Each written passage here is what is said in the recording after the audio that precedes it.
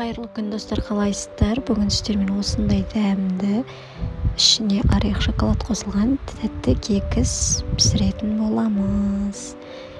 Видеомды соңына дейін қарап, лайк басып бағалап жіберіңіздер.